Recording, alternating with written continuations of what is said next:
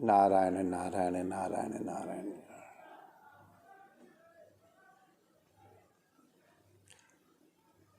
भगवती विंध्यवासिनी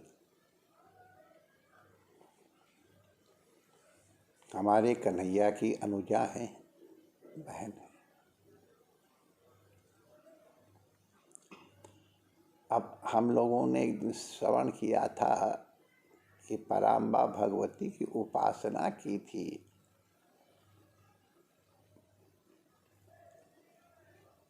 श्री वसुदेव जी ने और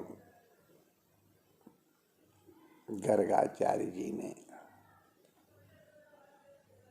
और तब लाला का जन्म हुआ था, वो सब हम लोग जानते हैं। तो वहीं माता ने वरदान दिया था कि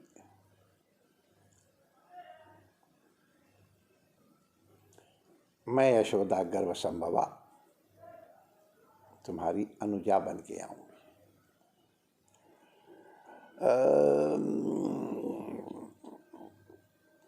प्रसंग है तो इसलिए स्मरण कर लेते हैं।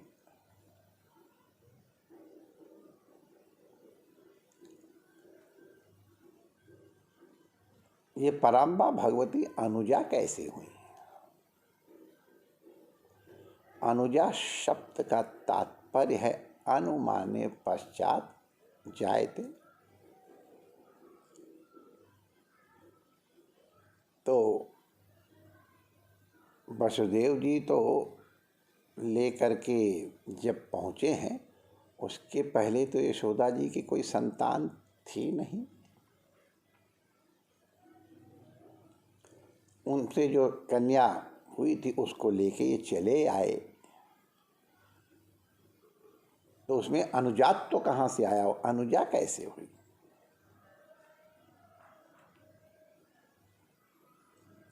तो हमारे संतों ने कहा है, ये संतों की दृष्टि है, कुछ शास्त्रों में भी वर्णन आया है, लेकिन हमने तो इसको अपने गुरु भाई से सुना था, पूज्य स्वामी सेवादास जी से। वो बड़े अद्भुत भक्त थे, और बाद में शास्त्रों में मिल गया वो प्रमाण कि यशोदा मैया के 2 संतानें हुई थी। पहले नंदनंदन प्रकट हुए हैं, और उसके बाद फिर ये भगवती प्रकट हुई है। तो इसलिए नंद नंदन के बाद पैदा होने के कारण ये अनुजा पीछे हुई है, इसलिए बहन है छोटी। जब वसुदेव जी वासुदेव को लेके आए हैं, तो ये अलौकिक दर्शन है, अनुभूति है कि नंदनंदन और वासुदेव एक हो गए।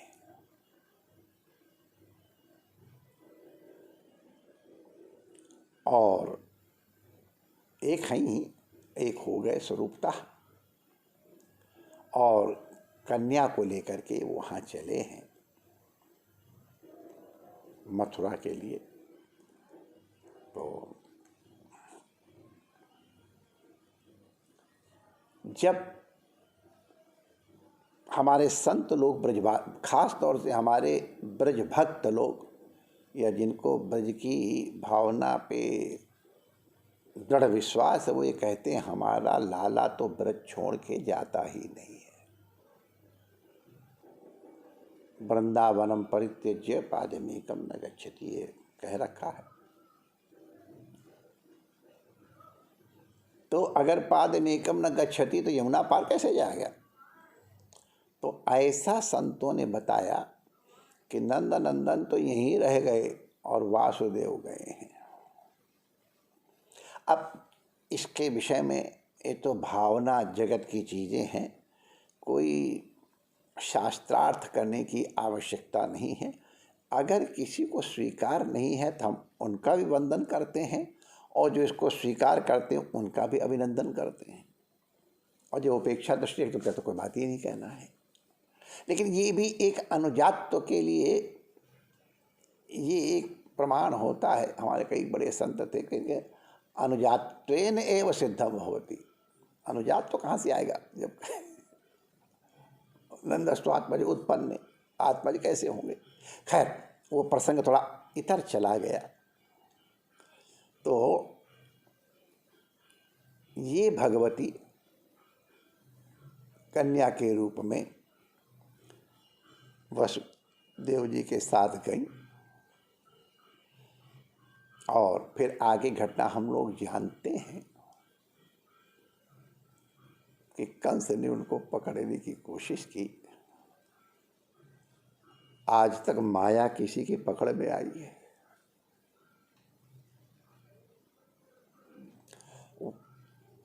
कंस के हाथ से छूट गई छिटक करके, और फिर अष्टभुजी रूप में दर्शन दिए, और फिर वो विंध्यवासिनी बन करके पहुंच गई हैं। देवी भागवत के अनुसार विंध्याचल में भगवती पहले से विद्यमान है।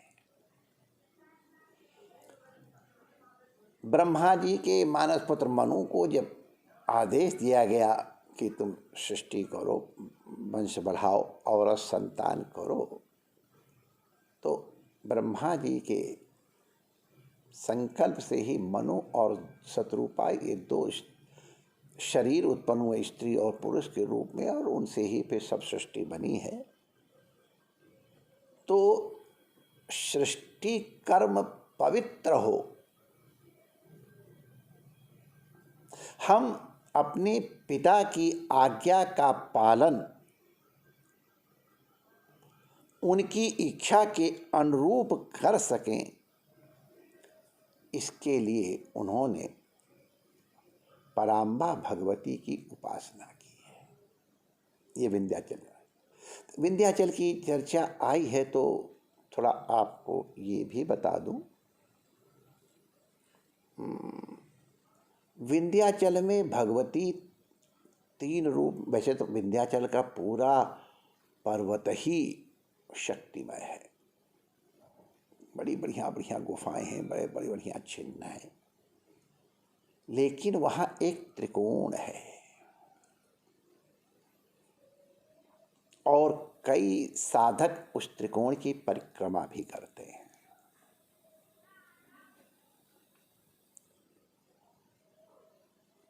जो तीन वो कूटबीज हैं उनके अनुसार भी है, वो जो जानकार वो समझ जाएंगे।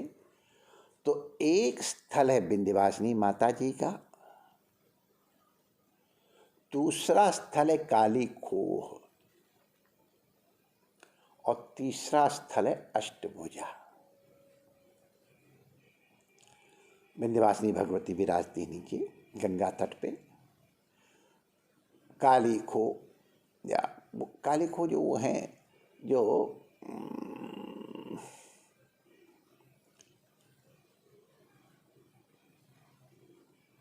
जिसके मारने पर एक बूंद गिरने पर उतने ही असुर उत्पन्न हो जाते थे, उसके मारने के लिए प्रार्थना की गई थी कि तुम अपना मुंह खोल लो और इसके काटने से जो रक्त होए उसको आप अपने मुंह में धारण कर लो, रक्त बीज। तो उसको मुख में जो रक्त लेने वाली देवी वही मुख, ऐसे मुख खुला हुआ है, वहाँ दर्शन होते हैं। और एक अष्टभुजी हैं, गुफा के अंदर हैं, वहाँ खड़े होकर के बहुत पूजा नहीं की, बैठ कर के ही करनी होती है। तो ये पर्वत की एक बड़ा लंबा है और बड़ा सिद्ध पर्वत है, लेकिन इसकी भी एक कथा है जिसको हम लोग महत्व की दृष्टि से भी श्रवण कर लें।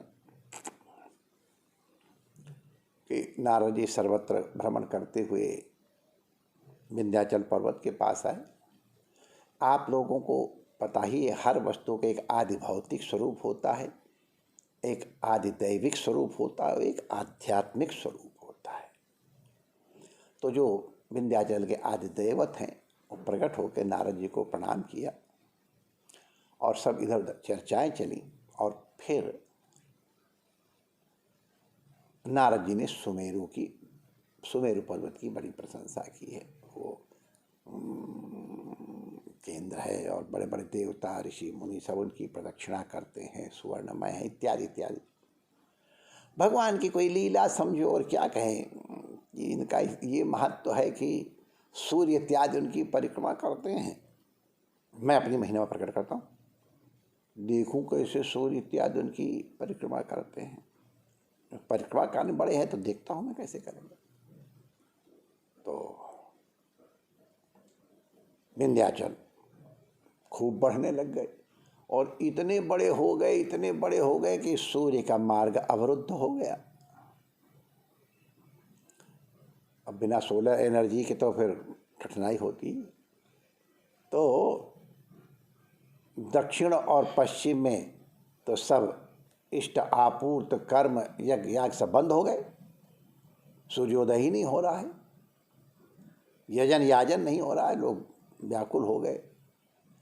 ब्रह्मा जी के शरण में गए, ब्रह्मा जी से फिर नारायण की शरण में गए। नारायण ने मार्ग बताया कि देखो ऐसा करो, अगस्त जी की शरण में जाओ, काशी में वो निवास करते हैं, उनसे प्रार्थना करो कि महाराज ये तो एक बड़ी अव्यवस्था फैल रही है। अगस्त जी काशी में रहा करते थे अपनी भगवती लोपामुद्रा के साथ। का अच्छा, अगर इतना बड़ा लोकोपकार है तो उसकी कोई भी चीज़ कीमत से होती है। हमारे एक महंत सुंदर दास जी हैं, अभी हम कहते, वो सदोकड़ी भाषा में कहते थे उसको आप किसी शास्त्र में मत ढूंढना कि काशीता बहिर्गंतुम इच्छा यस्य लंठ शिरोमणि मध्य गणना तस्य, कि जिसको काशी से बाहर जाने की इच्छा हो उसको मूर्ख समझना चाहिए। चना चबेना गंगा जल जो पूर्व करतार, और काशी कबू न छोड़िए विश्वनाथ दरबार। काशी की जिनको आस्था है वो लोग कितना भी प्रलोभन दिया जाए काशी नहीं छोड़ते हैं। विश्वनाथ, अन्नपूर्णा, उत्तर वाहिनी सब। लेकिन जब ये हुआ तो अगस्त जी ने कहा अच्छा चलो। तो उन्होंने विश्वनाथ को प्रणाम किया, अन्नपूर्णा को प्रणाम किया, भैरव जी को प्रणाम करके सबको अनुमति ले करके मणिकर्णिका घाट से और फिर वो प्रस्थान किए हैं। प्रस्थान किए तो उनको देख करके, उनके तेज को देख करके विंध्याचल साष्टांग पड़ गया। जब साष्टांग पड़ गया, प्रणिपात किया है, तो अगस्त ने कहा बच्चा अब तुम इसी तरह पड़े रहो जब तक मैं लौट के नहीं आता हूँ। अगस्त जी की आज्ञा मान के विंध्याचल प्रणिपात अवस्था में तब से पड़े हुए हैं और अगस्त जी जो दक्षिण की ओर गए वहाँ से लौट के आए ही नहीं हैं। तो ये अगस्त जी के चरणों से पूत मनु जी के द्वारा स्थापित, पूजित और हमारे कन्हैया की भगनी विंध्यवासिनी मैया वहाँ अष्टभुजी के रूप में भी विद्यमान हैं और बाकी त्रिकोण के रूप में वही विद्यमान हैं। उनका दुर्गति नाश के लिए स्मरण किया जाता है। दुर्गति केवल संसार की ही दुर्गति नहीं है। हम मनुष्य शरीर प्राप्त किए हैं,